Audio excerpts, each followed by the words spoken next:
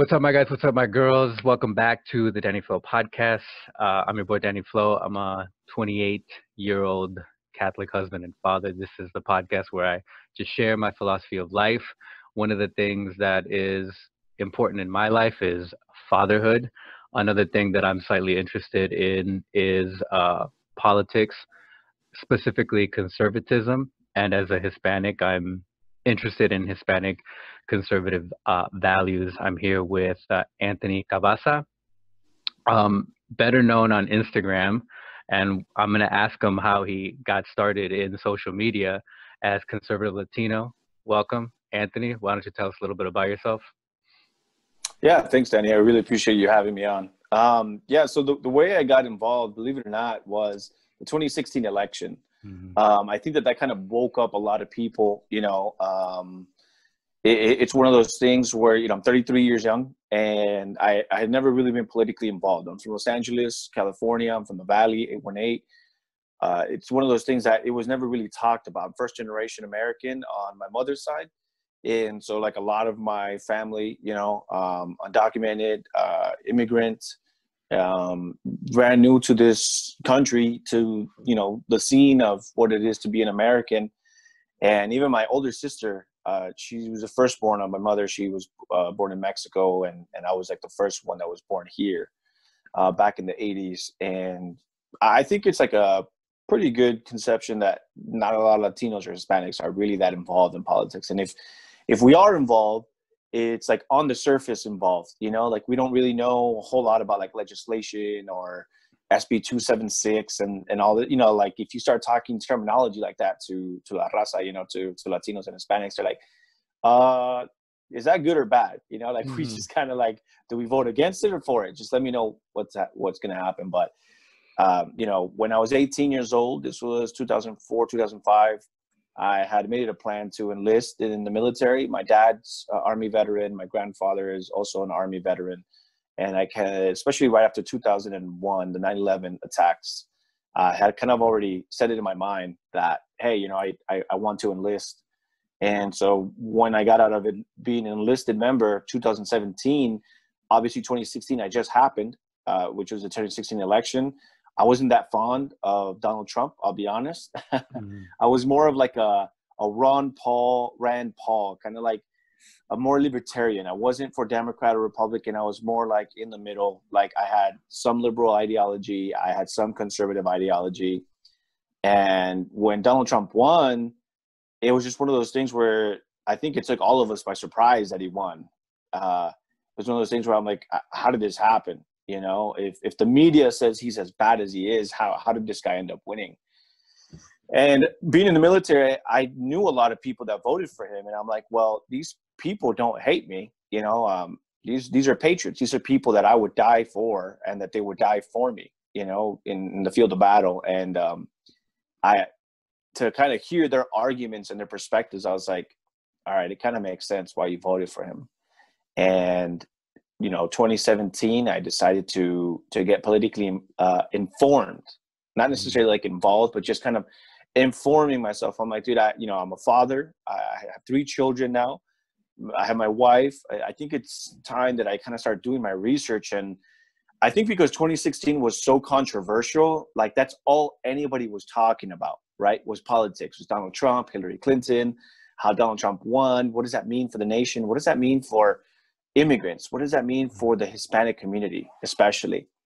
And so I was just like, I can't just be sitting on the sidelines anymore. I have to, as a family man, as a leader, I have to get involved politically. I have to research what's best for my community, what's best for my family. And lo and behold, I came up with the conservative Latino because I knew that I had a lot more conservative values than I did liberal progressive ones. And here we are, man, doing podcasts. Yeah, that's a great story. So did you get start after you had this sort of, do you mind if I call it awakening? Yeah. Yeah. So after you had this awakening, what made you get involved in social media? Because plenty of us have personal pages, or plenty of us have pages dedicated to like niches or something like that. before we started recording, I told you I was interviewing someone, and I was actually interviewing someone whose entire Instagram page is just dedicated to just fatherhood. You know, it's not really his. He described it as it is kind of like a personal journal, but from what I can tell, both of your, I don't have a Facebook, but both of your Instagram pages are entirely dedicated to informing whoever's willing to listen on on some conservative information that we should know, or just the strengthening of a conservative position that maybe the mainstream media or maybe some other pages that are also politically involved or maybe misrepresenting. So where did you get started? Did you get started on Facebook and then you moved out to other platforms, or talk to me a little bit about that? Yeah, so when I first started my page, the reason I kind of started the journey was 2017. When I left the military, I went back to school because I wanted to do a career change. I didn't necessarily know what I wanted to do. So I tried out nursing. I tried out nursing school. My mentality was I'll get all my prerequisites done. And then once I get to my core nursing classes, if I like it, then I'll stay in it. And if I don't like it, then, I'll just change my major or whatever it is. So I ended up doing a nursing school where I did all my prereqs, which, your prereqs are basically needed for just about any major anyway. I had already done my associates in business. I didn't know if I wanted to go the business route, but I ended up going with nursing. It was a safe bet. It was a job that, is pretty secure, being a nurse. And of course, I didn't have the money to go into med school or anything like that. So I was, nurses are pretty honorable profession. So why don't I try that out? And it was during this time when I was in school that I noticed again that there was a lot of people involved in politics. People were talking out loud. Very, very outspoken about their politics and what their personal beliefs were. And I ended up meeting a good friend of mine. He's still a friend of mine today. His name is Jose Fregoso. And I noticed that he had a Bernie Sanders shirt. And so, of course, I kind of asked him, what attracted you about Bernie Sanders? And he was talking about, the policies and stuff like that. And there was just some stuff that I didn't agree with, especially, the Second Amendment stuff, me being prior military and then my family being prior military. And, for the most part, we're pro law enforcement. There's no real anti-law enforcement agenda ever in my household, because again, we were first generation. So the whole law enforcement, the whole 90s movement of the NWA and F the police, that really never affected us because we grew up Pentecostal Christian. And we weren't even allowed to listen to that music anyway, So the whole F the police and all that stuff, if my mom ever caught us with that, it would be what are you listening to and why, and why are they saying F the police? These people protect us. And, so it was kind of a cultural thing growing up, but definitely going back to my friend Jose Fregoso. So we would kind of debate, back and forth on politics and stuff about what I agreed on and what he agreed on and what he didn't agree on. And it was in speech class. So when we were in speech class, I had to give a persuasive speech. And so I kind of told my teacher, I'm sure because you've been a speech teacher for so long that you've probably heard every speech there is, so what's a persuasive speech you haven't heard? And because I really kind of wanted to surprise him. And I ended up choosing my topic, and it was basically I was trying to persuade the class that Donald Trump was actually a good guy. And at this time, I wasn't really pro-Trump. I don't even think I was registered to vote at this time. But I decided to do research and try to convince everybody that Donald Trump was actually a good guy. And the essay was so good, I ended up convincing myself. I ended up persuading myself that I'm because, you look back at history, you look at everything that he's done. And, of course, there's a couple, things that it's all right, this is questionable for sure. Or, what's up with this? Or did he really do this? What's the context behind it? But when I saw that he was winning awards for, next to Rosa Parks and Muhammad Ali, I forget exactly what the award was, but it's basically for helping minority youth. And he's receiving awards for all the work he's doing for the people of color or minority community. I was like, how is it that they hate this guy so much? Like, how did he become this guy standing next to Rosa Parks? And then they just turned out to hate him. Like, is he really as racist as they say? So after that day, I started looking more into like conservatism, into like Republican talking points. Mm-hmm. And that's when I found out that Ron Paul and Rand Paul, which is his son, they're libertarian, but they were registered Republican. So I was just like, well, why are they registered Republican? Like, that doesn't make any sense. And so, of course, now I understand that if you're third party, like much like Bernie Sanders, you know, he's registered independent, but he always re-registers and runs as a Democrat whenever he's ran for president, because he's like, look, realistically, the independent party doesn't have the funds or the networking that the Democratic Party does. And so the same thing with a lot of conservative libertarians. They tend to run as Republicans because they know that the Libertarian Party doesn't have the funds and the networking for it, for them to run successful campaigns. So fast forward a little bit, and I went full on like, okay, I want to identify as a Republican. There's a lot that the Republican Party I identify as, like my conservative values. I'm pro-life. Mm-hmm. I'm Christian. Mm-hmm. You know, pro-nuclear family. You know, me and my wife, we have children and stuff like that. And again, being raised Pentecostal Christian, it was very legalistic. It was very legalistic in the sense that there's a lot that you couldn't do and could do. You know, like women couldn't dress like men. Men couldn't dress like women. When you showed up to church, you always had to have like a press suit on, you know, and it was it might have been like a little bit toxic, that the fact that like other men would kind of like look down on you if you didn't have like a press suit on, you know. Mm-hmm. But there was like, you couldn't go to the movie theaters. You couldn't go to theme parks. Like our pastor was just very, very legalistic in the sense of what you could and couldn't do. And so my upbringing was strictly by the word of Christ, you know. Mm-hmm. And of course now it's a little bit, you know, we're non-denominational now, and going to different churches and reading the Bible for ourselves. And obviously we're not as legalistic now, even with our children, you know. Mm-hmm.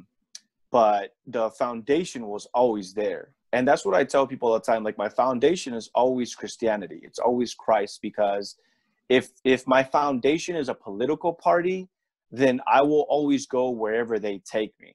You know, if my candidate this year is anti-abortion, and then the next time he runs, he turned into a progressive and now he's pro-abortion, then I will go wherever that candidate goes. Like, my ideology changes based off of the political party that I follow. And to me, that's a very dangerous path, because if you allow yourself to be manipulated or swayed by a political party, then they dictate how you live your life and how you will raise your children. Because 10, 15 years ago, abortion, like legalizing abortion to the third trimester, which is being talked about, and they're trying to pass it to law across the country, was something that now it wasn't mainstream. It wasn't as mainstream as it is today. It was what they called on the fringes. Right, exactly. And so then like one of those things that you just didn't talk about, you know, kind of like don't ask, don't tell, gay marriage, et cetera, et cetera. You know, it's just like one of those things like, yeah, we'll eventually get to it, but it wasn't mainstream. Mm-hmm. And so, again, I tell people all the time, like, your foundation should always be Christ. And I think that that's what it boils down to. It boils down to your personal relationship with God. Mm-hmm. If you're kind of like an atheist, or you're agnostic, or you're kind of like one of those, what do they call them, like holiday Christians or Catholics that only goes to church like on special days, you know, like Easter Sunday, Christmas, you know? Creaster Catholics, or Creaster Christians, which is Christmas and Easter. Yeah. Right. Then, you know, you're going to be easily influenced by the political world. Okay. Like, well, what are my friends doing? How are they voting? What do they believe in? And believe it or not, I've come across a lot of Christians that they're not pro-abortion themselves, but they think that it is their duty as Christians to allow others to have that right. You know, and so it's like, well, you're no longer voting for yourself, you're voting on behalf of other people now. Mm-hmm. You took away your vote to grant someone access to a sin, and now you're helping legalize it. You know, like, the thing that people don't understand is if you were to revoke Roe v. Wade, it wouldn't be the law of the land. It would now just go back to the states, and then the states have to vote on it, which is, of course, what they don't want, because realistically speaking, the things that they just dictated into law, a lot of those things would not be passed at the state level.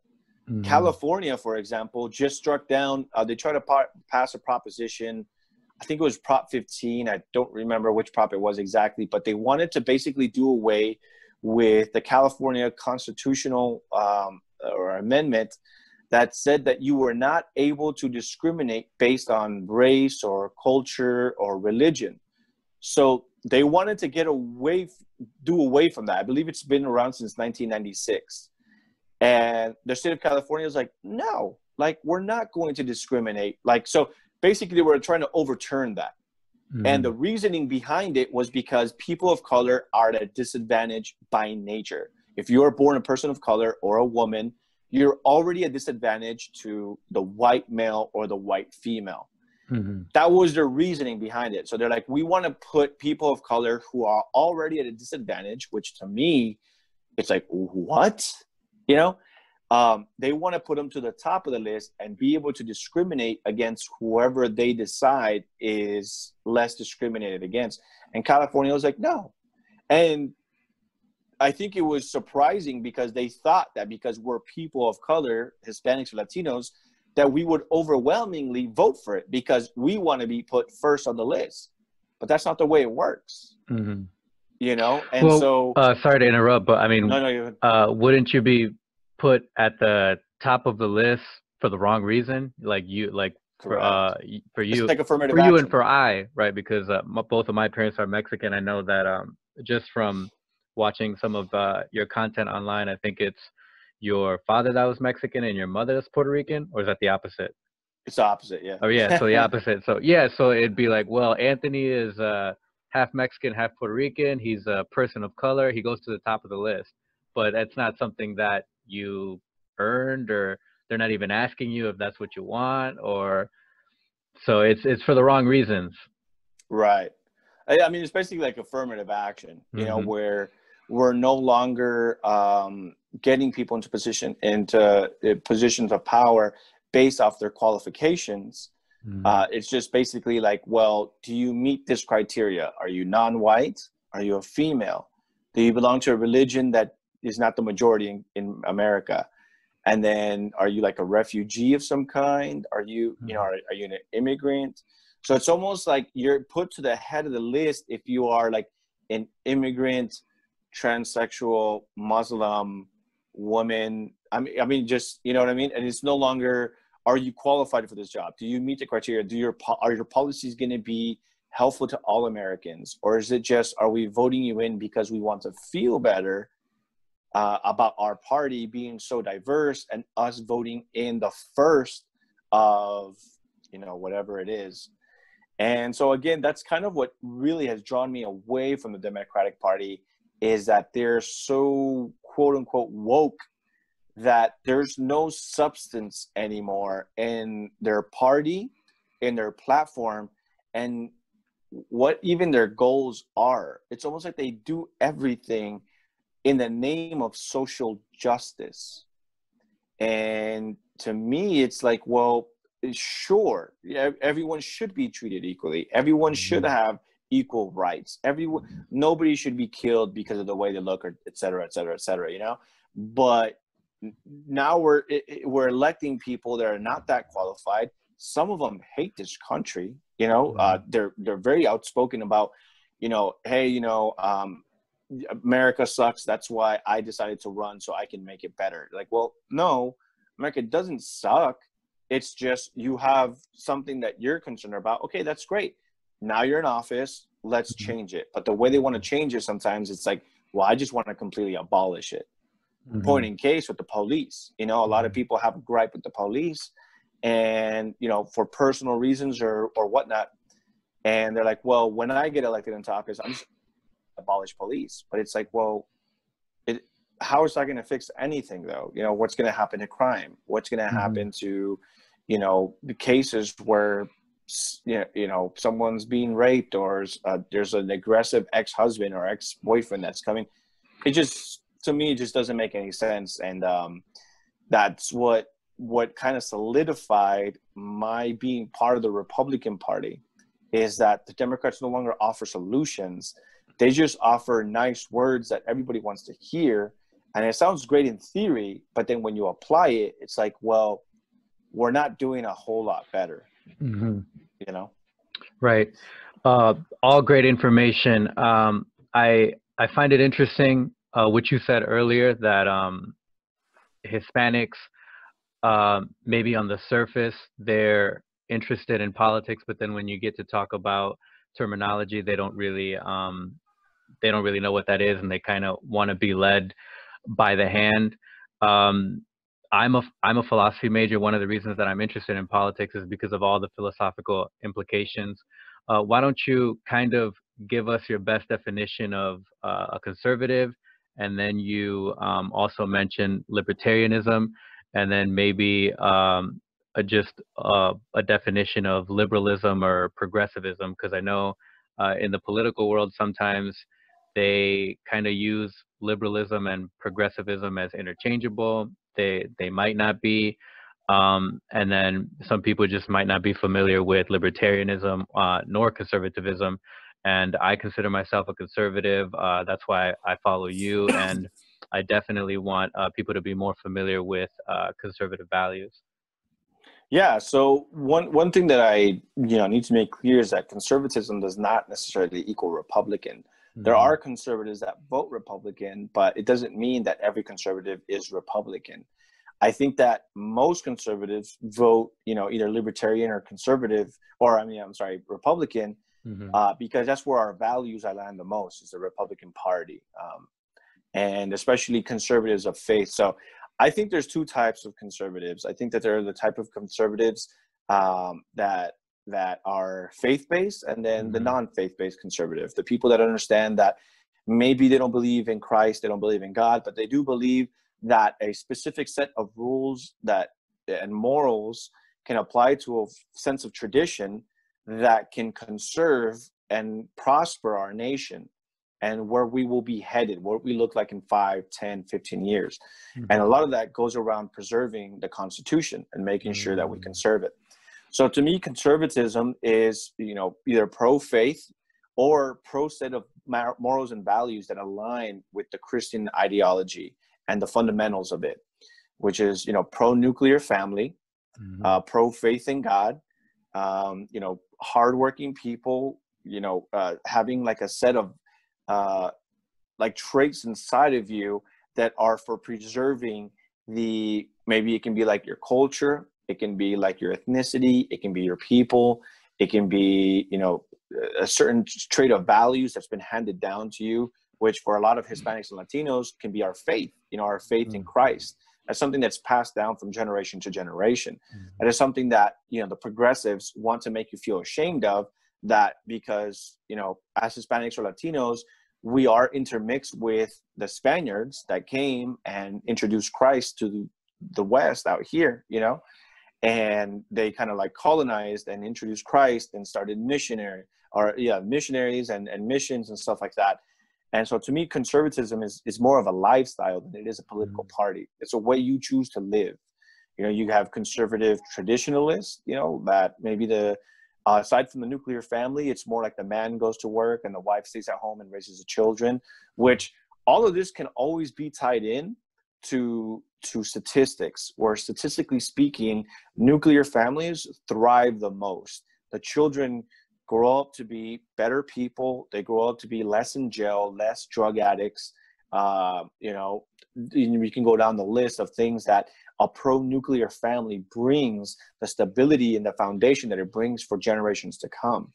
And so that's what conservatism is to me. It's conserving those traditional values handed down from generation to generation, but also taking a look at the Christian values and morals, which, to be honest, it reflects very well with both the Constitution and conservatism.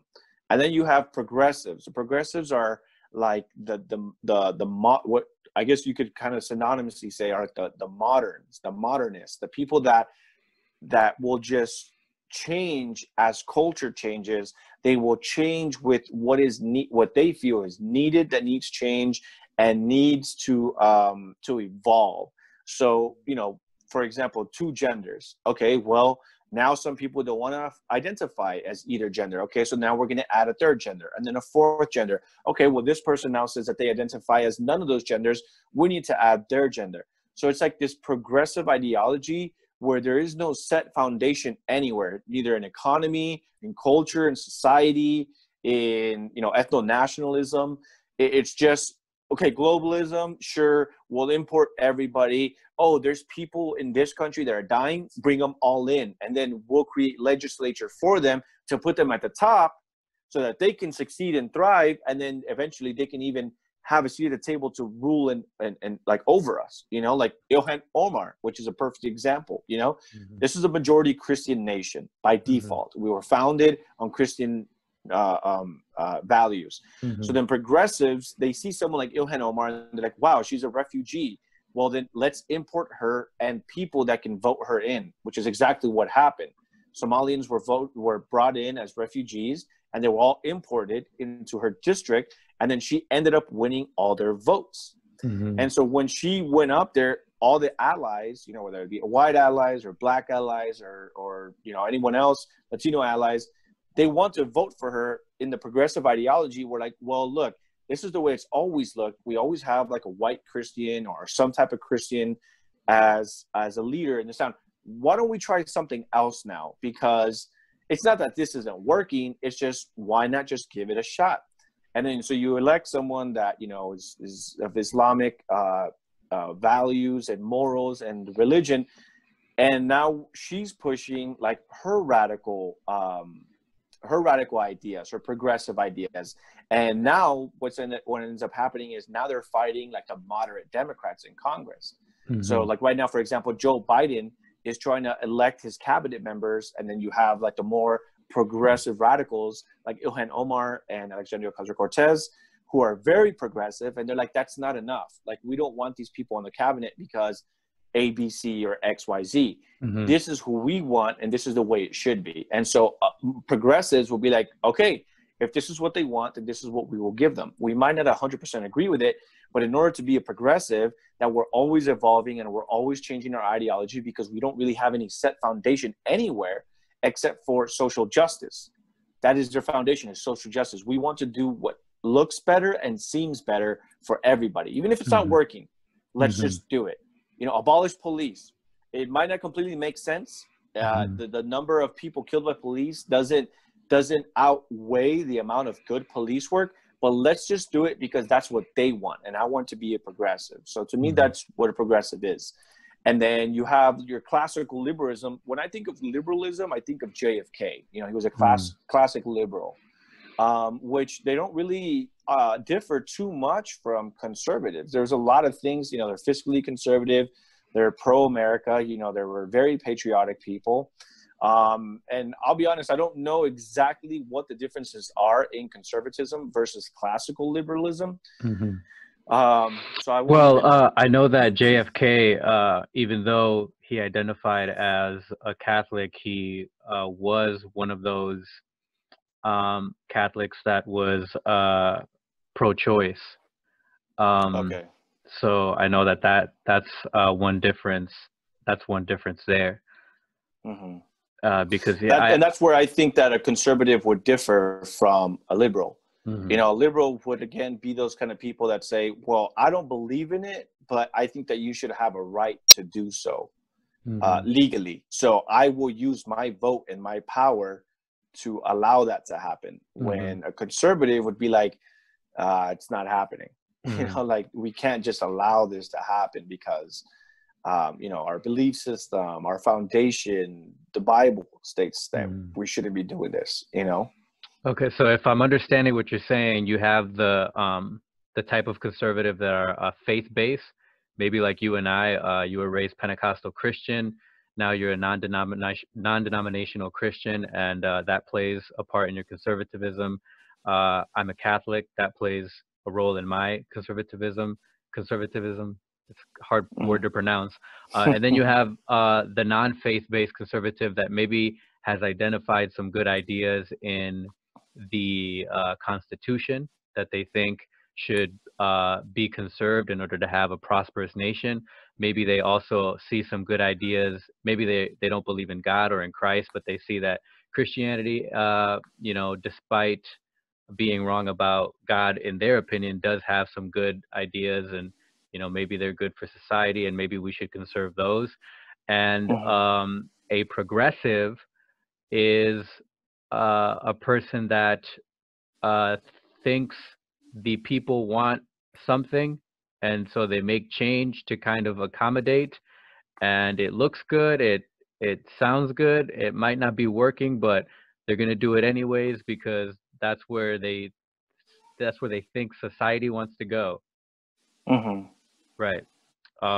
Good. Yeah, good definitions. So what would be you mentioned that after much thinking, when you started your online presence, you identified within yourself that you agreed with more conservative values than liberal values, but you did kind of look into libertarianism. What would a libertarian be for those of us that are not familiar with that? I definitely think that a libertarian is a little bit like it's a little bit of both. You have a little bit of Hmm. liberal in you, you have a little bit conservative in you. So, like a conservative take on drugs is absolutely not. A Hmm. liberal take, or more like a progressive take, is like just legalize it and then let people live a free life. That could be like a libertarian authoritarian or libertarian like anarchist, Hmm. left side. Libertarian, where they just feel like everyone should just be allowed, like, no authority, no one should be telling you if you can or cannot do drugs. And, like a libertarian conservative would be like, well, no, we're not going to legalize. We're not just going to legalize every single drug. Maybe we can have some recreational use of marijuana, Hmm. but we're not just going to completely legalize all drugs, but they do believe in some sense of like regulating and maybe not like taxation and stuff, but there definitely should be some kind of government accountability Hmm. on being able to legalize this kind of stuff. But libertarians, again, very fiscally conservative, meaning that like very, very limited government, which limited government doesn't necessarily mean that, it can be five people, like just for like a weird example, but it could be like five people, but the laws are still the same. It's just you're cutting down on the federal oversight or the federal level of employees. Because I'll be honest with you, like there's a lot of people working in government that, I mean, the job's just not needed at all. It's Hmm. just government spending, government spending, government spending. And so like when I follow like Rand Paul and Ron Paul, who are a lot more libertarian, they're always standing up against this. Like, why are we spending money on a wall? Why are we spending money on foreign wars? Why are we spending money on, $1 trillion package to people for a stimulus package, because of the pandemic, when we can just open everything up? And that's kind of like the libertarian take of current culture. But what I see in the libertarian movement is there's a lot of inconsistency, which you're always going to see that in different political demographics. You can have Democrats that are faith-based. They Hmm. might not agree on abortion, but that's not going to be the only deciding factor of why they vote or don't vote a Democrat. Hmm. They'll vote for a Democrat that's pro-abortion, even if they don't believe it, because they just really have that social justice in them that, like, well, this president is well-spoken, he has experience, and he sounds and speaks better, so I'm just going to go ahead and vote for this person. They might not even know all the policies. And Hmm. sometimes one or two bad policy takes is not going to be it for them, because in their mind, they're like, sure, Joe Biden is for abortion, but it doesn't mean I'm going to go out and get an abortion. Hmm. you know and so going back to like libertarianism, what I saw is just a lot of inconsistency. I think that they're like the most, because they take up like the entire bottom half of the political spectrum, both left, like, which is anarchism, and then like the right, where you can even have like paleo libertarianism, which is more faith-based conservative libertarianism, but more like self-accountability. And of course, Republican would fall someone down there, but it's a lot more government accountability.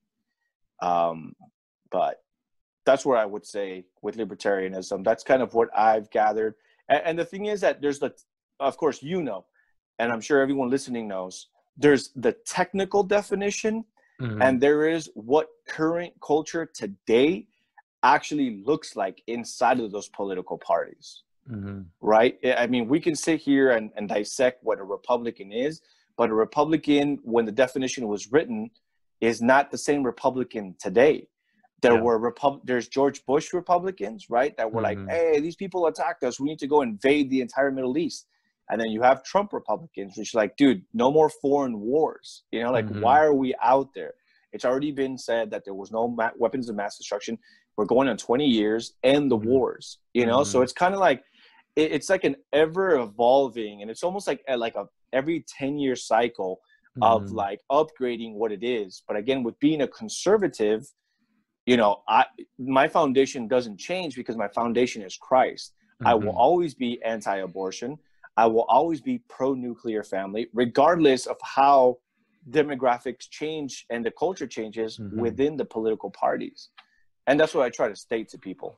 Yeah, I think that's a good definition of libertarianism. So it just depends. They have a mixture of some liberal values and some conservative values, and some libertarians lean more to the left and more to the right.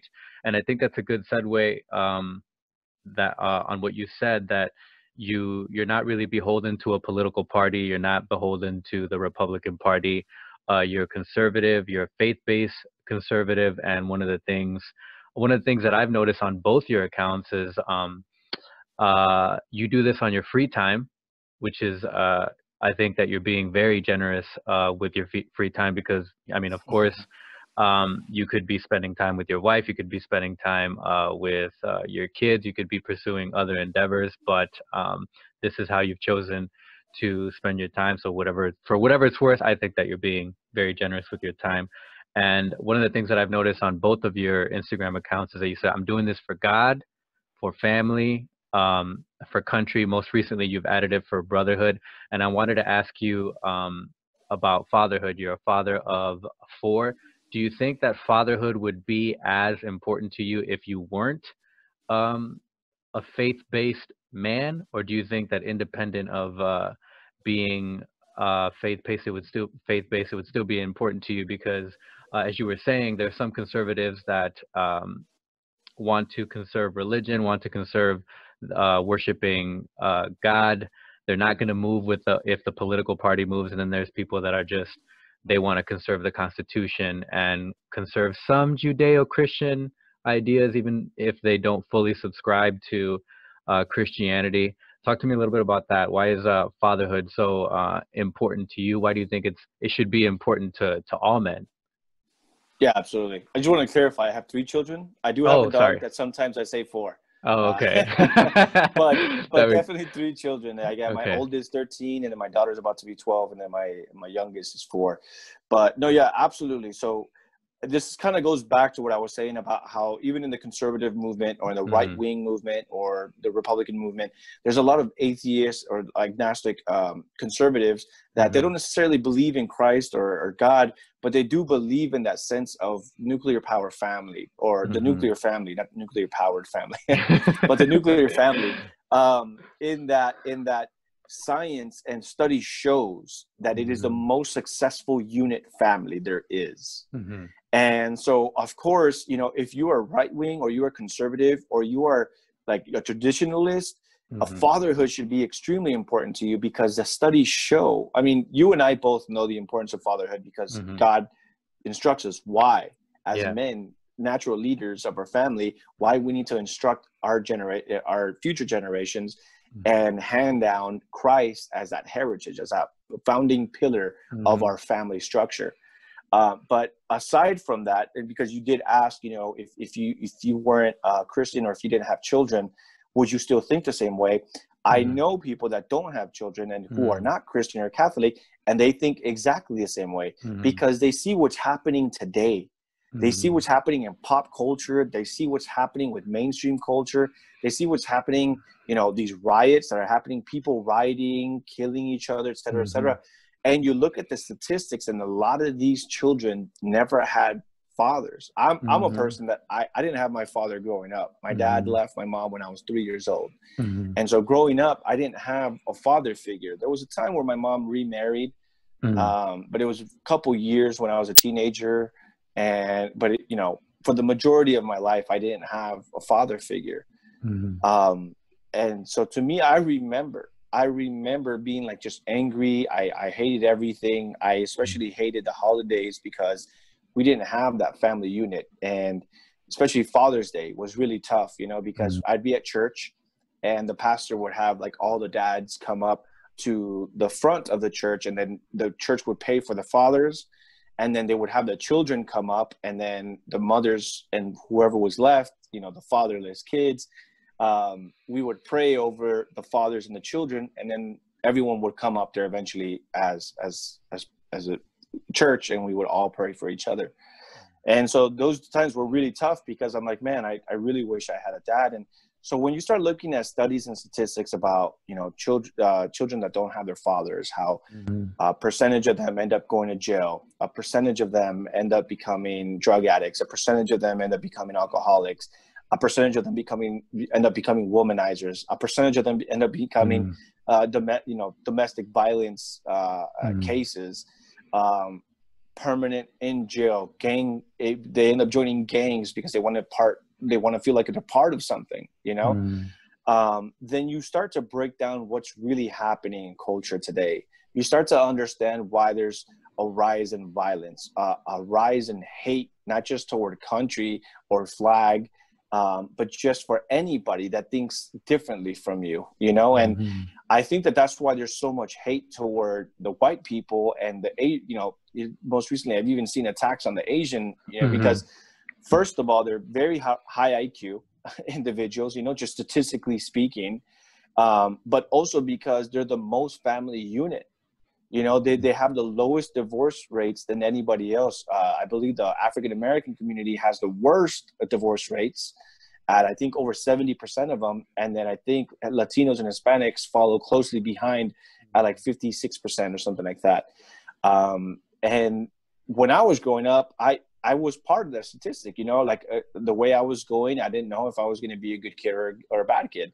When I was in middle school and high school, I was already being introduced to drugs and women, and luckily I was able to use my religion, use my faith in God to kind of push me through the temptations that came in being part of a single parent home. Because on top of being part of a single parent home, my mother worked graveyard shift. So the minute I came home, my mom would leave. She's like, I made dinner. Here it is. Just lock the door. Don't open it for anybody. And, hopefully everything turns out okay, and that's just the way it was. And so with me now, I see fatherhood as one of the single most important things in my life. They come first above and beyond anything else. My wife and I have been married, praise God, almost 15 years now, and it's been great. It's been tough, but it's been good, man. It's been very rewarding. It's something that me personally, and I don't mean to bash on anybody, but having my dad walk out on me, I just couldn't look my children and walk out on them. And the reason why my dad left was because he found himself a younger woman, and that's what he was seeking at that time. And to me, that's why it was important to me. Like, okay, I need to be straight with God, because if I'm not straight with God, then my relationship is not going to last. And so when I turned 18, coming from a very legalistic church, I wanted nothing to do with God. I was just like, I'm out of here, man. Like, see ya. So, I married my high school girlfriend early. We ended up having kids early. I never wanted to go to church. My wife was actually one of those Creaster Catholics, right? Yeah, Creaster Catholics. That's right. Christmas and Easter. Yeah. So that's where one of those Catholics. Yeah, that's where the signs so, come from. I don't know if you've seen them. Well, they're memes, but they're made out of real signs. Some Catholic churches have those signs outside, and some of them have put up, we're open between Christmas and Easter and Christmas. So, yeah, that's but funny, continue. though. No, yeah. So that's how she grew up. And so she wasn't really faith-based Mm-hmm. either, you know, like she just kind of had the basic of understanding.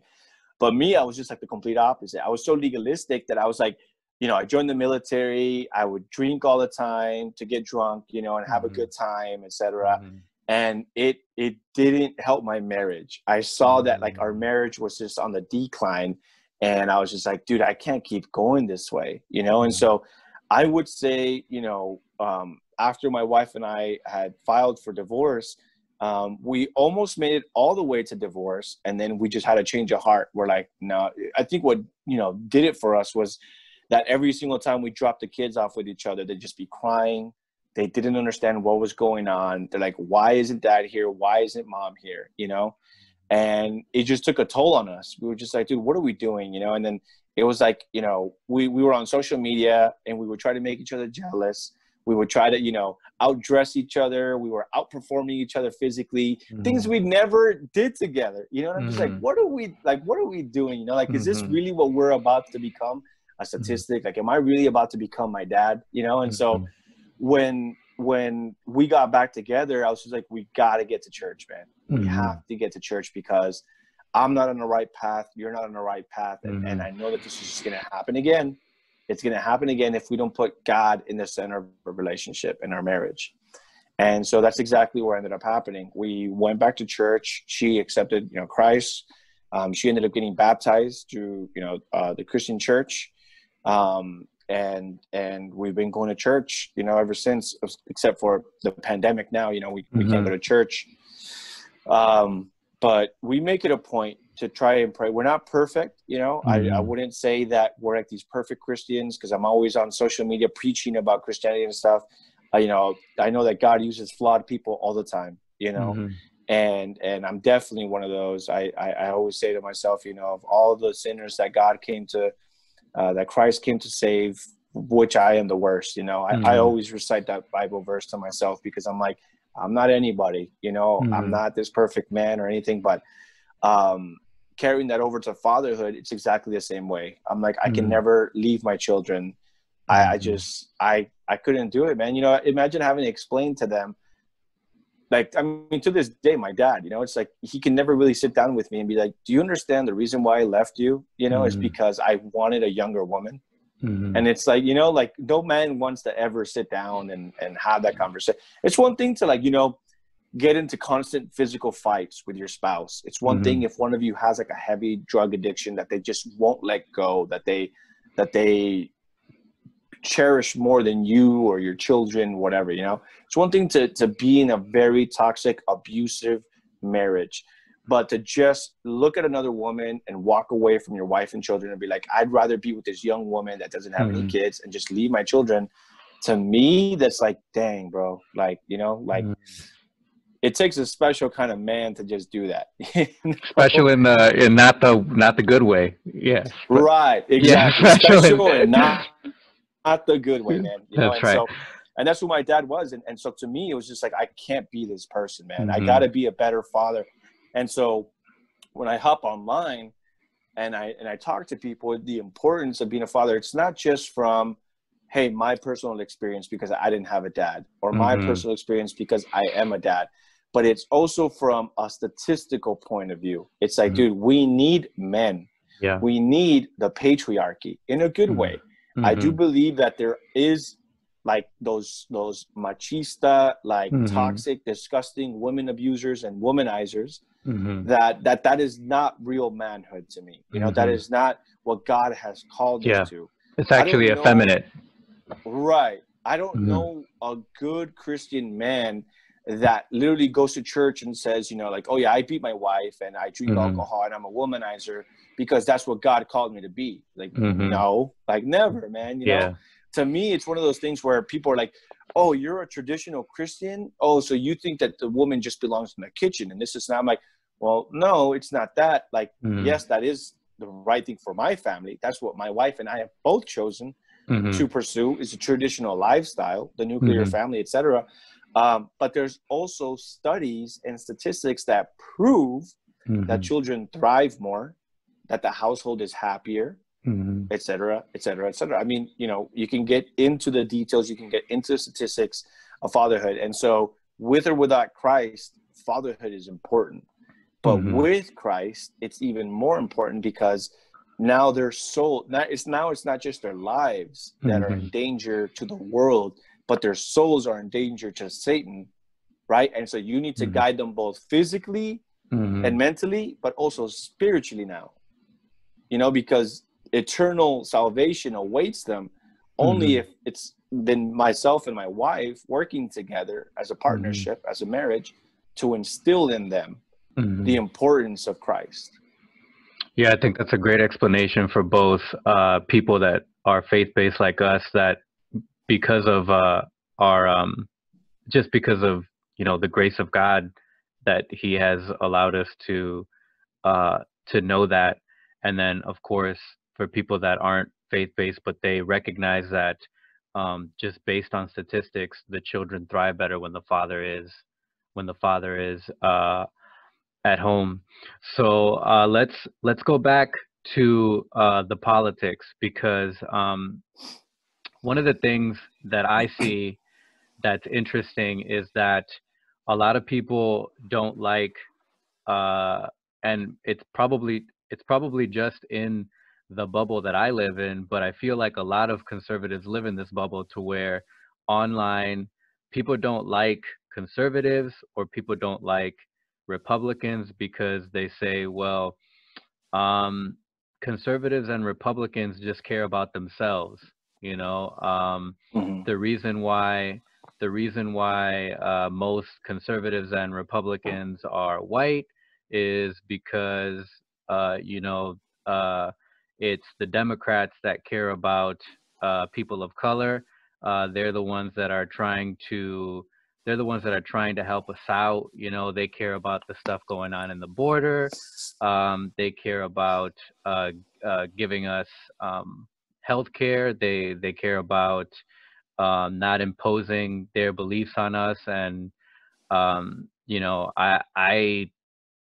I don't like conservatives because, you know, they made excuses for Trump, just because, you know, you say you're not beholden to the party, but how could you, you know, stick with a party that resulted with Donald Trump being the nominee in 2016, and we had 4 years of him, and there's a lot of people that still stuck by his side, even though there was, you know, all this negative stuff about him and the negative stuff he says. And it's just, maybe there are some good things about conservatism and republicanism, but at the end of the day, they don't care about us. So that's why we can't, you know, we can't go for it.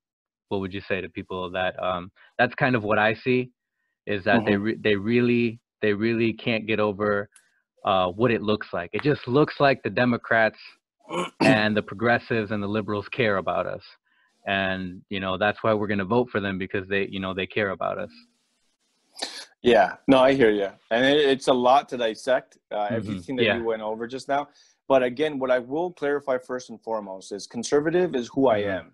Right. If you don't like who I am as a person and my personal life choices and lifestyle, then there's nothing that I can do to change your mind. Great if you're point. a progressive, if you are a progressive and you are pro-abortion, you're not going to change my mind about liking your choices, because your choices go against my choices, right? So Christ has called me. These are the choices that I've laid out for you. This is the lifestyle that you should live, right? We're called, first of all, as Christians, to cast aside all evil. It's not to, you know, people always want to say like, well, Jesus came down and sat with sinners and he dined with them. Yes, but he didn't partake or endorse or participate in any of the evil. He sat with them to be a role model, and so that they can turn away from their evil ways, so that he can tell them, have their ears and their eyes, and say, do you understand that I am here as your Lord and Savior? Do you understand that I am here so that you can change your ways? Because if you do not change your ways, you're going to be thrown into eternal damnation, right? He didn't sit next to prostitutes and thieves and whatever, because he was like, hey, just to let you all know, you're all welcome to heaven. Yes, you are, but only if you transform your hearts and you accept Christ as your Lord and Savior, right? So a lot of people, what they think is that conservatives, we want to be accepted by everybody. First and foremost, as a Christian, you must always remember that we will never be accepted by everybody. God says that, I didn't come to bring peace, but a sword. So we're going to be a thorn on people's sides all the time because they want a worldly, progressive lifestyle, free. They want to be able to just live in sin and not be told that they are wrong. That's what they want. They want no accountability. They want to just be able to have abortions. They want to be able to live in a carefree society that takes care of their health needs, but they're not even taking care. Health care starts with taking self-care, right? You need to take care of yourself. The same people that are extremely obese because they have no control over. You should put that on a T-shirt. Happens. By the way, right? Yeah, healthcare. Right? Healthcare starts with self-care. Self-care. Yeah, you could make a lot of money. Yourself, man. Yeah. So you have people that want legalized drugs. They want legalized abortion. They want legalized prostitution. Which, if you again look at the statistics, not because Jesus said that those are all sinful. Look at the statistics of women that have abortion. Suicide rates go up. Becoming a drug addict go up. Becoming homeless go up because it comes with psychological damage. And it's not because it's not mainstream. It's because inside of you, you know what you've done. And it doesn't matter if everyone's applauding you in and out of the abortion clinic. Inside, you're going to have your own conviction. You're going to sit there at night and you're going to be like, what have I done? You're going to look at pictures of babies and say to yourself, man, I could have had a 4-year-old by today. And you're always going to have that lifelong, like inner thinking, like, man, did I make that right choice? Had someone convinced me otherwise, I don't think I would have. So to the people that say, like, well, conservatives, this is not, we're not going to compromise who we are as individuals because you want us to. You're basically saying, hey, your beliefs in God need to change because we want to live in a sinful world without you telling us that it's wrong. It's never going to happen. Never.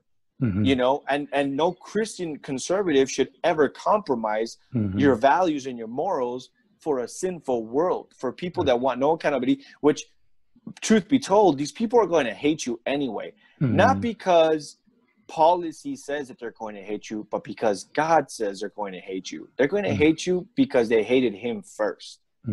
So you can be as quiet as you want. You can completely refrain. You can completely refrain from politics. Most evangelicals do. A large percentage of evangelicals don't even get politically involved. They just sit at home quietly. They go to church every Sunday quietly, and they just want to be left alone. But the reality is, and I forget exactly how the quote says, but it says, if you do not enforce your culture and your God on people, then someone else will do those things for you. You know what I'm saying? So if you are not constantly preaching the gospel and trying to enforce it upon the people, which, let's be honest, what does a Christian nation look like? The most successful nations on earth are Christian nations. Our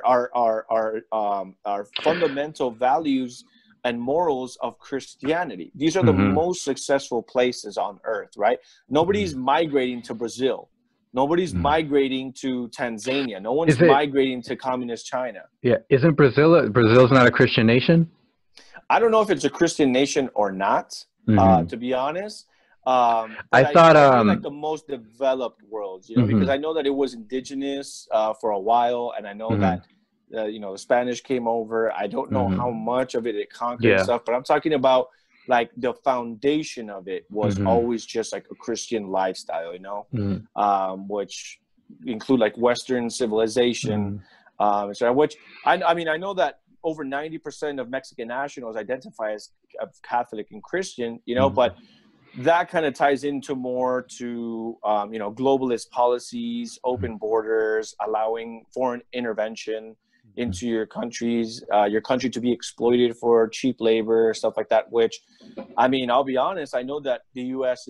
is a culprit of in some cases, and I think that most developed countries are a culprit of is being developed on the sake of other countries' backs, you know? And it's something that, again, it's something that a lot of people, that's what attracted them to Donald Trump, was that he wasn't a globalist and he wasn't for foreign intervention. George W. Bush didn't turn me into a Republican. Donald Trump turned me into a Republican. But I'm not entirely happy with the Republican Party. You know, it's just, again, my foundation is Christ. And so you talked about how Donald Trump is not a perfect person. Okay, I understand that. But God chooses imperfect people to lead sometimes. You know, I'm an imperfect person. And apparently I've been led to lead 60,000 plus people on social media that agree or want to hear what I have to say. It's not that I'm conservative Latino because that is how I've been molded into thinking or believing. That's just who I am. That is who I am as an individual. I am conservative Latino, not people demand the conservative Latino, so I'll just kind of talk about it or whatever. Yeah, it seems like the opposite. People don't want a conservative Latino. Right. But again, it's just one of those things where, yes, I understand that Donald Trump is not perfect. I understand that he's been three times divorced. I understand that he was a billionaire playboy. I understand that, you know, he's got multiple children. I mean, but dude, look at any Hispanic, you know, like look at any human being, like that's literally us, man. You know what I mean? Like look at our culture. Like we're always partying. That's all people were like, that's all they're waiting for is to like open up their Friday night club so we can go out dancing and doing this. I mean, it's not something that's very far-fetched from the lifestyle of a common person, you know, like who can we really turn to? I mean, I'm not electing this guy to be my pastor or my priest, my spiritual leader. You know, we're electing this guy because, and a lot of them elected him because of his economical stances. You know, they're like, hey, this guy seems to be doing pretty well for himself in the private sector.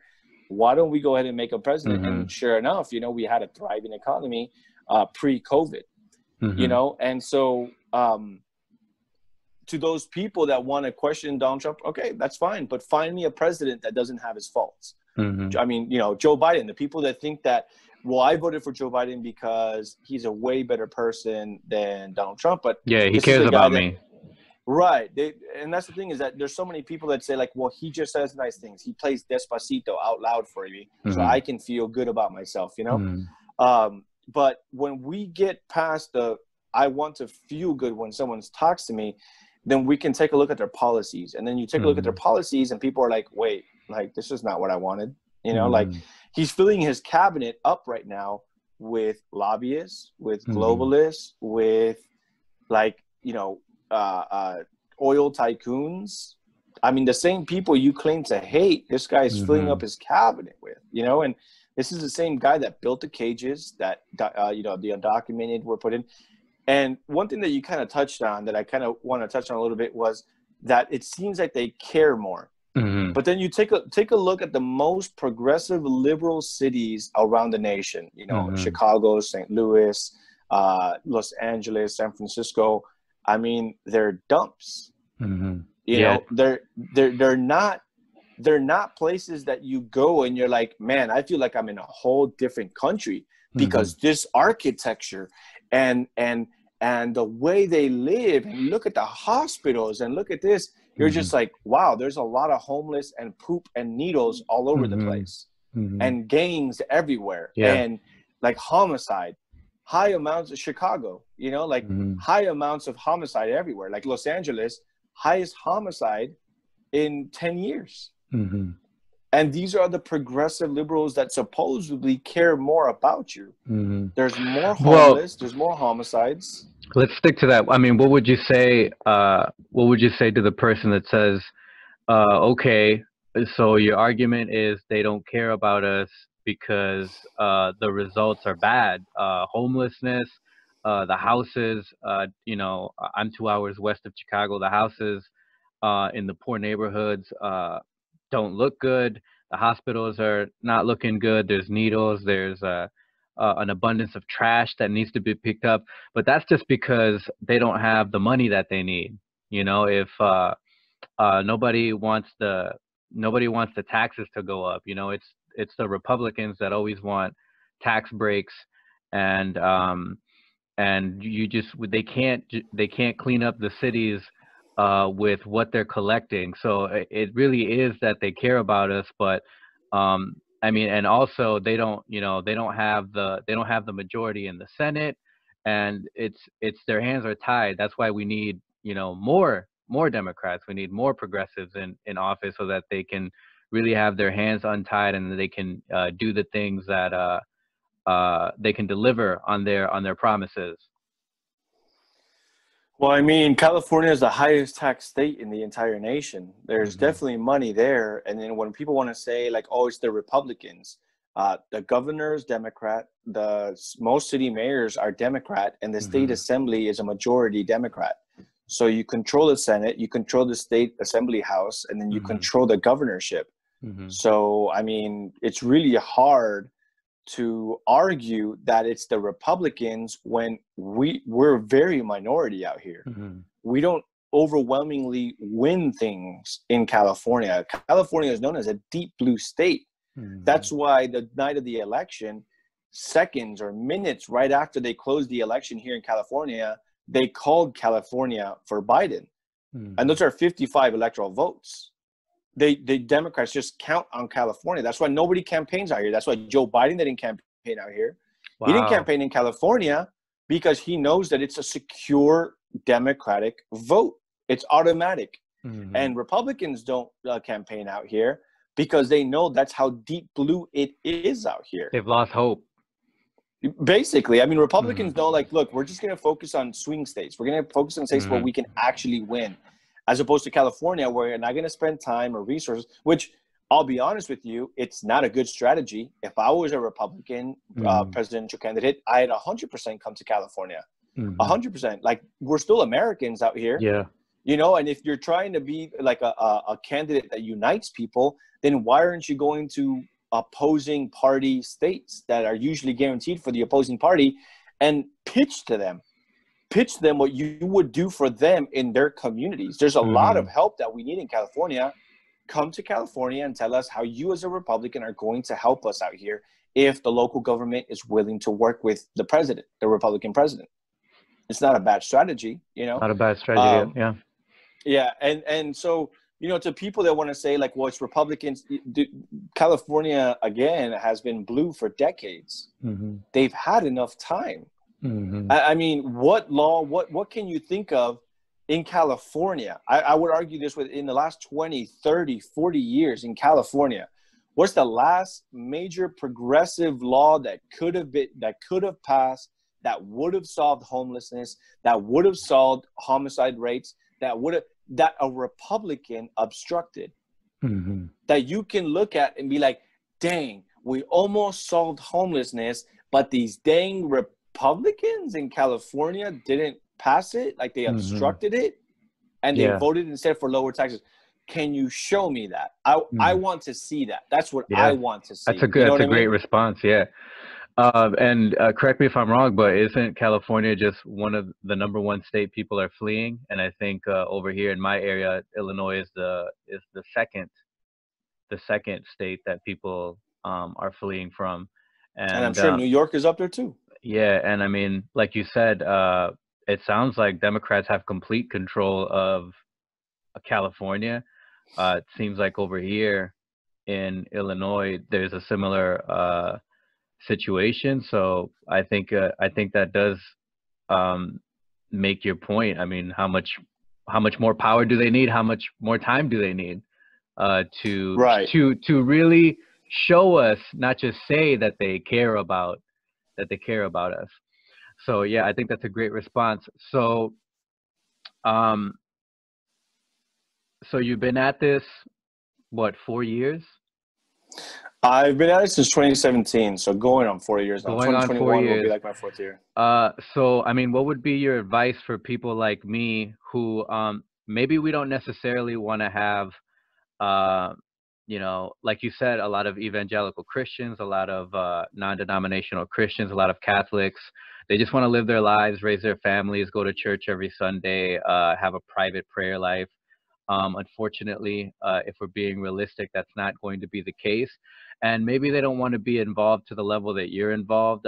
Maybe they don't want to have an Instagram page completely dedicated to the dedicated to conservatism or to politics. but maybe they, want to spread the word a little bit, especially to their family members.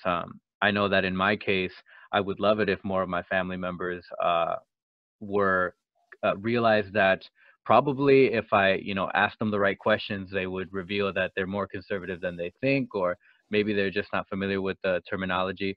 I mean, what would be your advice for just conservatives out there that want to be left alone, but maybe they realize, I need to talk to my friends and neighbors and my family about uh, just conservatism?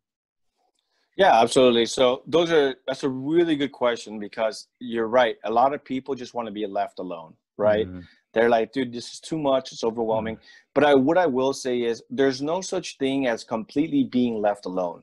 And what Mm-hmm. I mean by that is policies and politics are going to affect every part of your life.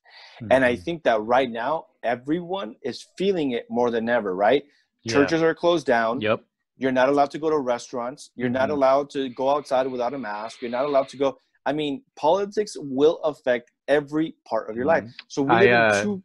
sorry to Go ahead. interrupt, but I have a day job, and eventually it started out with just wearing a mask whenever you went to go get coffee or whenever you went to the bathroom, whenever you were whatever.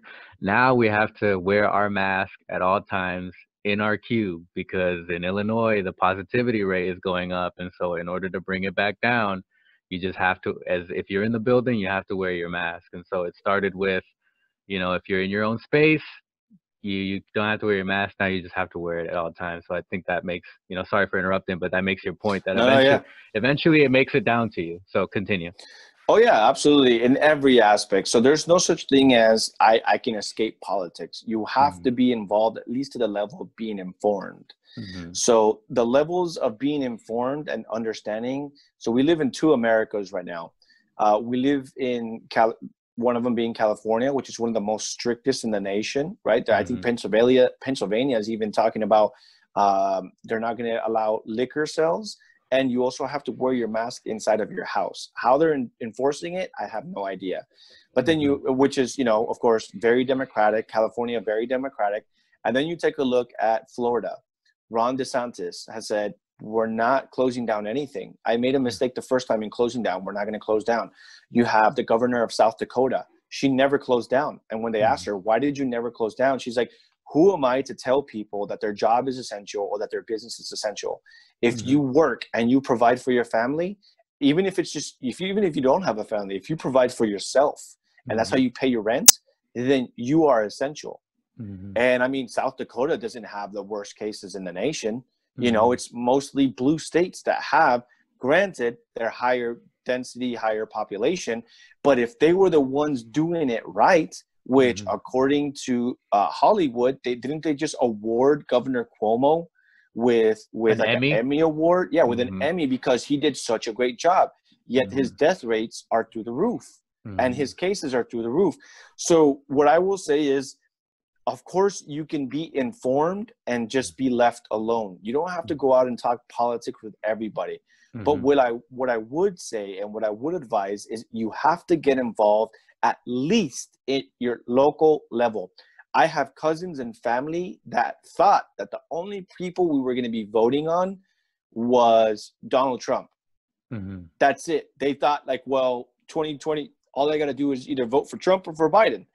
They were surprised to find out that there's congressmen that they have to vote for. There's state assemblymen in their district they have to vote for. Judges, the water board, the school board, the city council. I mean, there's so much. And I mean, this is what people don't understand, especially our people. They just don't understand the concept that you're not just voting for president. And I remember reading an article, or I don't know if it was an article or if it was just like a lot of my audience was telling me that the Spanish community, they've been hearing Joe Biden for so long whenever he's talked about in the news, that when they went to go vote, they had no idea that Joseph Biden was Joe Biden, because they had heard Joe Biden so many times that they were asking the poll workers, how can I vote for Joe Biden? And they're like, well, you got to put down Joseph. And the Latina grandma or mom was just like, no, I don't want to vote for Joseph. I want to vote for Joe Biden. And they're like, that is Joe Biden. It's the same person, you know? So it's just, we're so on the surface politics, we don't understand the gravity of this. So for example, Los Angeles County, Black Lives Matter, they're like anti-police, anti-courts, because the courts are unfair to people. Well, guess what? LA County, there was like 4 or 5 judges that we got to vote on. All of them Democrats. All of them. So there's not even Republican judges running. It's all so Democrat. And these are the same people saying, we're fighting for justice and peace. We're fighting the injustice in the system. But then they're voting in Democratic judges into the courts that incarcerate them. It's like voting in Kamala Harris, the woman that incarcerated more black people while Trump was freeing black people. But they don't want to hear that. They just think that Democrat, like you said earlier, means justice, means that they care about us. But you just voted in 5 new Democrats. And I was doing like a list. I believe there's something like 400 judges in LA County alone. I got up to like 100 judges. I haven't finished the list. Up to 100 judges. Over 75% of them, all Democrat. Some of them Republican. Some of them are like independent. So you're talking about injustice, and you're carrying your Kamala or your Biden Kamala Harris sign, which Biden administration deported the most undocumented people in history of any administration. And then Harris incarcerated record black people in California and withheld information on purpose that they had to subpoena so that innocent black people could be freed. And then you're voting in Democratic judges into the same systemic racist system you're saying is unjust. So it's just crazy, because that's how misinformed people are. And so what I would say to those people that like, I just want to be left alone. Okay, well, it's because of you that we don't have open churches. It's because of you that we don't have. I mean, look at Florida. Look at South Dakota. Look at Texas. That people are informed. They know what they're voting in, and they're saying, we will vote this person in if they make sure we're not locked down or that they care about the economy. You know, Republicans tend to be less government control. So the 3 most free states in the nation right now, Texas, Florida, and South Dakota, are Republican ran. And the most strict are Democratic ran. And you can say like, oh yes, but it's because they're doing a better job. But then look at the death rates. You know, more cases doesn't mean more death rates. It just means more cases. There was doctors that were shut down back in May, June that stated this. If we continue to be locked down, then expect an increase in cases, because all we're doing is hiding. We're not fighting the virus at home. We are hiding from it. And eventually it'll catch up. And sure enough, it's caught up. You know? So the advice for someone who doesn't necessarily want to be, you know, for lack of better terminology, evangelical about their politics or evangelical about their conservatism is, at least at the very least, just be informed on what's going on locally. Because if you're not if you're not informed on what's going on locally, eventually politics is going to catch up with you, and you might not like what catches up with you. Correct. Is that correct? All right. I think that's good advice. So what would your advice be for people like me who do want to be evangelical, for lack of better terminology, or just outspoken about the importance of fatherhood? And maybe 2 sets of advice. A person like me who part of my page is dedicating to, I don't have 3 kids like you. You've been a father a lot longer. I'm sure there's a lot that I could learn from you. My son is 2.5 years old. In that short a time, I can tell you that I've learned a lot about what I need to improve. And I share a little bit about that on my page. And that's why yesterday I interviewed someone from your state, from California, who's entire page is dedicated to fatherhood. But there is some people that, maybe they don't want to be out in the public like that, but they do want to, talk to younger men and whoever will listen to them on the importance of fatherhood. I mean, whatever you feel your calling is, then that's what Mm-hmm. you need to answer to. Mm-hmm. Only you will kind of see for yourself where it's leading to. You're going to take the appropriate steps to be like, okay, this is what I have envisioned, and this is what I want to do. Like, you can be a page or spread a message for fatherhood and not necessarily be politically involved. Yeah. Or it doesn't have to be a political page, but Mm-hmm. I would say more power to you, man. I think that we need to mainstream a lot more conversations on what a modern Christian or evangelical father looks like for us. Yeah. I know that we still have, like the Dennis Pragers of the world. We still have, like the older generation Christians or Judeo-Christians that still talk about these subjects. But I think that we need to mainstream a lot more conversation on people like us, people that have 4 or 5 year olds, that have like brand new teens, to other people that are in the same situation. They're just trying to like, hey, maybe they're in my situation where like, I don't know what a dad's supposed to look like. I don't know what like enough time in a day is like, you know what I mean? But I try to do the best that I can, and I think that in having these conversations often and outspokenly, that I think it'll really help with people that are seeking those answers or seeking just some kind of direction. Not saying that you and I are always going to have the right answers. I'm sure there's a lot of people listening right now like, man, this was a complete waste of my time, like this is not what I expected out of this conversation or whatever, but there are going to be those people that do stay. There are going to be those people that say, you know what, I'm benefiting from this, and so I would just say, keep doing what you're doing. Don't be discouraged. Rome wasn't built in a day, and then later on, you're going to get enough feedback from people that you kind of start kind of like molding what your platform or what your message is going to look like every day. You're going to have like a set schedule. You're going to know, I'm going to start it like this, I'm going to end it like this, and I'm going to try to make 3 to 5 quick points on either my weekly, reflections or something that I thought about, something that I wanted to talk about, and kind of my take. Maybe I heard a message at church and like I hear it, but maybe this is how I would go about it, and I would just say, man, like the reward is in consistency. Be consistent about your work and what you say. My politics have definitely changed. My politics have definitely changed. I went from like a never being in politics to like my 20s being more like left leaning. I was very happy when Obama won, both times, because I'm like, oh, finally, like a black man won, et cetera, et cetera. And then I went into like, more libertarian, and then conservative libertarian, and then now like, full conservative, more Republican and stuff, traditionalist. And so I would just say, just keep grinding, man. I would just say that, it's work that needs to be done. Yeah, for sure. Yeah. And then, so lastly, what is your message to maybe Hispanics that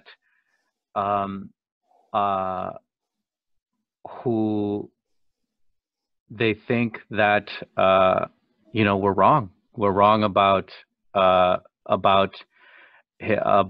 conservatism, and that it's us, I guess, that are not in tune with with other Hispanics. When I talk to other Hispanics, they don't come off as liberal or progressive. Like you said, sometimes it's very surface level. They probably don't even know what those terms mean, but there are people that do know what that means, and they just they just think that we're I guess backwards. Well, first, the most important thing to understand is, first of all, never go away from a conversation that you're scared of. And you should always be striving to learn. So I literally own books of all different political ideologies. I literally have the Communist Manifesto, which is like back here. And then I have like a book on fascism, which is Benito Mussolini right here. I think it's called My Rise and Fall, because I want to learn different political ideology. I need to understand, again, my foundation is Christ. My morals and my values will always be Christ. But when it gets into politics and this cultural movement of politics that has been activated, because I think we had the most record turnout of voting than ever before. And I think there's going to be an upwards trend. I don't think it's ever going to get to the point where we all just kind of sit back and we're like, all right, everything's back to normal. Everyone just go back home. I think that it's just going to continue to inflate every single cycle. I think there's going to be like a battle of good versus evil. And so what I will say to the conservatives that say, or to the people that look at conservatives and say, you guys are wrong, then help us understand why we are wrong. Help biblically reach out to us and say, you are wrong on abortion because Christ is actually for abortion. You are wrong on the traditional family because God actually made two men at the beginning, but it didn't work out. And then he made a woman and then it worked out. But then the man, you need to biblically sit down and explain to me why, as a Christian conservative, I am wrong about my view. They care about people having health care. I care about people having health care. They care about immigration rights. I care about immigration rights. The problem is, and this is what people don't understand, is there is a difference of opinion on how to solve it. The progressive way to solve immigration is to just open up the borders and just let anyone live wherever they want, right? That's not even biblical. God created nations. If I believe that if God just wanted a utopia of people, then that's the way it would have played out. But globalism has only taught us that it's just a bigger government that's not for Christ, and that is just fraudulent, and that it oversteps its boundaries. And when you have different nations working together for the common good, then that's great. But we don't need to, like, even biblically speaking, Jesus went wherever the help was needed. He didn't sit in wherever he was born or wherever he lived his life. He didn't sit on a chair and tell, all right, look, if you guys want help, then you need to come to me. Don't worry about the borders. I will make a way for you. I will sit here, and whatever you guys need, no, he went to different nations. He went to where the people needed to hear the gospel. And even when he left the message to his disciples, he would say, you will spread the gospel to different nations, to all nations that have already been created. Yeah, that's a good, You know? And so if the goal was this global unity in America, then I think that's what he would have called for. But instead, he said, we will spread the gospel to different nations. And so when you have the Spaniards coming to deliver the gospel in indigenous, the Americas, and they fought back, the Christians were like, well, we need to spread the gospel. Whether you guys want to drive us out or not, then we will defend ourselves, you know? And defending yourself looked like in the matter where, like, okay, you're about to kill me, so I'm going to kill you first, you know? And, you know, there's a lot of controversy behind that. And I don't think that it was within the Christian to just go out and kill people, because the purpose of a Christian was to first instill in you the salvation. You know, you're not a true Christian if you just think that the purpose of you as a Christian is just to go out and kill anybody. You need to instill the gospel first, so that when they die, not by your sword, but when they die, that they have eternal salvation now. Because God didn't call us to just kill infidels, unlike other religions, you know, that's the way they think. But again, it's just one of those things where it's about having conversation. If you are a liberal Christian or you are a Democratic Christian, you need to explain to me how voting, you voting for pro-abortion, for legalized prostitution, for, you know, all these legalized things that are not of the Bible, you need to explain to me why government rule oversteps God's rule in your life. You need to explain to me why you have chosen the world over what's biblical. Because a lot of people like to throw it in my face. We're like, well, I thought you conservatives were all about the Constitution. If the Constitution goes above God's law, then I'm not for the Yeah. Constitution, my dude. You know what I mean? Yeah, so God's that law would be a comes difference first. between what you described earlier, a faith-based conservative, and maybe a constitutionalist. That to them, that's the Right, highest. Yeah, that's good. right. Yeah, But so even at the Constitution and the amendment, there's really nothing in there, and forgive me if I'm wrong, that's unbiblical. All hmm men are created equal, the right to defend yourself, the freedom hmm of religion, which at that time, freedom of religion didn't mean freedom to be a Buddhist and a Muslim. And this, at that time, freedom of religion meant freedom to practice Christianity. hmm You know, it wasn't like this multi-religious nation. They're like, well, I'm looking at all these religions. We've got about 50 here and 50 over there. Let's just make freedom for religion. No, at hmm that time, everybody there was Christian. yeah, You know, so hmm that's where I think it conflicts, because people want to kind of interject their own ideology. hmm Like, well, you know, it's freedom of religion, so why isn't Islam allowed here? Because you need to look at the context. You need to look hmm at what they were back then in order hmm to understand how they wrote it. And again, it's just non-biblical people, non-Christian people interjecting their own interpretation of things, and they're just blowing it out of proportion. But that is what I would say. If you are a liberal or a Democrat, I am willing to engage you in hmm conversation. And if you can prove me wrong, then I will admit my wrong. That's Yeah, as and simple as it gets. yeah, I think that's a great answer, and I think the same would apply for a non-faith-based conservative. You would have to show them, why all the statistics are wrong on fatherhood, or why, Right. yeah, or why the principles in the Constitution are actually a bad idea, in the historical context and in the context we want to apply today. I think that's a solid answer. Um, Anthony, you've been very gracious with your time. I really appreciate it. A lot of what you said resonates with me. I hope that it resonates with whoever finds this. I'm going to release this as an audio podcast, and I'm also going to release it as a YouTube video. So if you found this video, make sure that you subscribe. Anthony has a YouTube channel. A lot of you probably know that. He's on Instagram. He's on Facebook. Um, just tell people how they can contact you if someone out there is not familiar with you. Yeah, so if you're on my YouTube or my Instagram, it's the Conservative Latino, or for Instagram, it's conservative.latino. You can find me there. I've been banned on Twitter, so I apologize to people that are Twitter friendly. I've been permanently banned there. And then for Facebook, it's also just Conservative Latino. So that's how you guys can find me. Thank you so much, Anthony. I appreciate it. Great stuff. Like I said, very generous with your time.